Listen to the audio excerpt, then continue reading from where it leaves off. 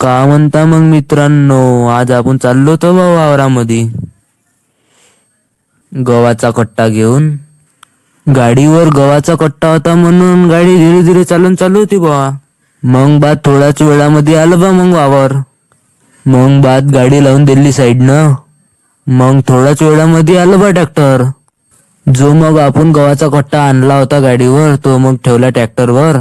आणि ट्रॅक्टरवाल्याला म्हटलं बा तिकडे पेरायचं आहे म्हटलं आपल्याला.